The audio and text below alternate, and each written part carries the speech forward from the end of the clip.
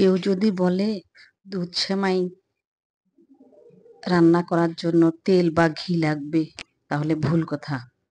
আমি আজকে আপনাদেরকে দেখিয়ে দিব তেল বা ঘি ছাড়া সুন্দর ফ্লেভারের একটি দুধ সেমাই রান্না করে।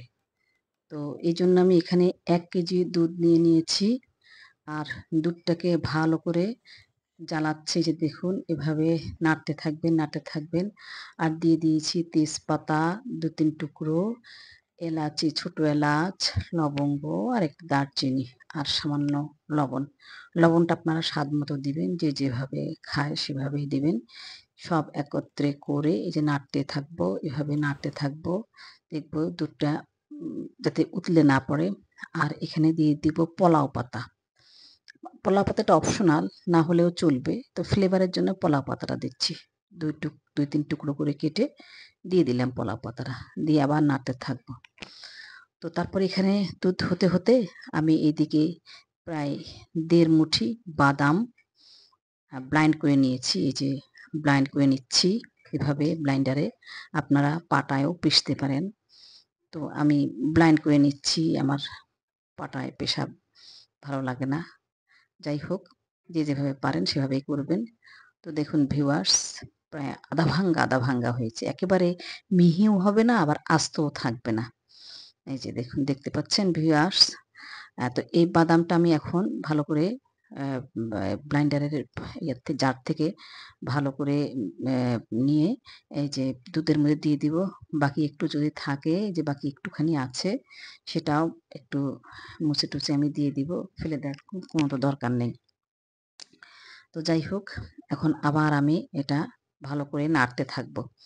নাড়তে, নাড়তে দেখুন, নাড়তে থাকবো যাতে উতলায় না পড়ে। অ্যাম আর এভাবে নাড়বেন। আর এখানে দিয়ে দিবেন ১ কাপ চিনি। এই যে এরকম একটা কাপের ১ কাপ চিনি। তো চিনি অনেকে বেশি খায়। তো যারা বেশি খায় তারা বেশি চিনি দিবেন। অ্যা এই যে চিনিটা এভাবে দিবেন, দিয়ে আবার নাড়তে থাকবেন। চিনিটাও যাতে করে গলে যায়। যে এভাবে নাড়বেন, নাড়তে থাকবেন, নাড়তে থাকবেন। আর দুধটাও ঘন হয়ে আসবে। আ যখন দুধ ঘন হয়ে আসবে, জিনিসটা খেতেও অনেক মজা লাগবে। আর বাদামটা দেয়ার ফলে তো সুন্দর একটা ফ্লেভার আসছে। আপনার ট্রাই করে দেখবেন, একবার ট্রাই করে দেখবেন, ফ্যামিলির সদস্যদেরকে খাওয়াবেন, ওরা বারবার বলবে খাওয়ার জন্য। তো আমি এখানে ওই ছোট ওই ১ কাপ সেমাই নিয়েছি। তেল বা ঘি কিছুই দেইনি। লো হিটে এই যে এভাবে ভাজতেই থাকবো কিছুক্ষণ। যতক্ষণ না পর্যন্ত একটু ব্রাউন কালার না আসে আর একটা ফ্লেভার না বের হয়। এখান থেকে সুন্দর একটা ফ্লেভার বের হবে। এই সেমাইটুকু আমি এখন দুধের মধ্যে দিয়ে দিব। এই দুধ দেখতে পাচ্ছেন, চিকন সেমাই, বাজারের চিকন সেমাই আপনারা নিবেন। যত চিকন সেমাই হবে, দুধ সেমাই তত খেতে মজা লাগবে। তো এখন আমি দুধে দিয়ে বারবার আবার নাড়তে থাকবো, যতক্ষণ না পর্যন্ত সেমাইটা সিদ্ধ না হয়। এই যে এভাবে নাড়বেন, নাড়তে থাকবেন। এই যে আমি নাড়ছি। দেখতে পাচ্ছেন ভিউয়ার্স। কারণ দুধ উতলে পড়লে আবার সমস্যা। তো এজন্য বারবার নাড়তে হবে। দুধের জিনিস তো বারবার নাড়তে হবে। দেখতে পাচ্ছেন ভিউয়ার্স, যে ঘন হয়ে এসছে। এইরকম ঘন থাকলে বুঝবেন যে না, হয়ে গেছে। তো আমি আমার হয়ে গেছে, সিদ্ধ হয়ে গেছে, সবকিছুই হয়ে গেছে। এখন আমি সার্ভিং ডিশে দিব। তো দেখুন ভিউয়ার্স, ১ চামচ, ১ চামচ করেই দিচ্ছি। আর ঘনটা দেখুন, যদি বেশি, এর চেয়ে বেশি ঘন করেন, তাহলে ঠান্ডা হয়ে গেলে শক্ত হয়ে যাবে। খেতে অত মজা লাগবে না। আ তো এখানে আবার মসলা পড়ছে। আমি মসলাটা তুলে নিলাম। তো যাই হোক, সুন্দর করে আবার দিয়ে দিলাম। এখন এটা ঠান্ডা হতে দেব। ঠান্ডা হতে থাক। আর এদিকে আমি ১ টেবিল চামচ সেমাই আর ১ চা চামচ চিনি ভাজতে থাকবো। এই যে ভাজতেছি, ভাজবো। এভাবে ভাজতে থাকবেন। দেখতে পাচ্ছেন ভিউয়ার্স, কেমন আঠালো, আঠালো হয়ে গেছে। তো টেনশনের কিছু নাই।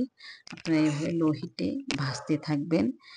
একদম একটা খুব সুন্দর একটা কালারও আসবে, আবার দেখতে অনেক সুন্দর লাগবে। আ আঠালো, আঠালো ভাব একটা আসবে। তো যতক্ষণ না পর্যন্ত এই আঠালো ভাব না আসে, ততক্ষণ পর্যন্ত আপনারা নাড়তে থাকবেন। তো এইভাবে ভিউয়ার্স এটা এমনিতেও আপনারা খেয়ে দেখবেন অনেক টেস্ট লাগে। তো আমি নাড়ছি, অনেকক্ষণ নাড়ছি। এখন সেমাইটাও ঠান্ডা হয়ে গেছে। আর ওই সেমাই যেটা ঝরঝরা করে চিনি দিয়ে ভাজলাম, সেই সেমাইটাও ঠান্ডা হয়ে গেছে। এখন আমি এই যে দেখুন দেখতে পাচ্ছেন, এখন আমি দিয়ে দিব একটু এটার উপরে দিয়ে দিব। তো এভাবেই দিয়ে দিব। আ দেখুন যাতে করে এক জায়গার মধ্যে না পড়ে।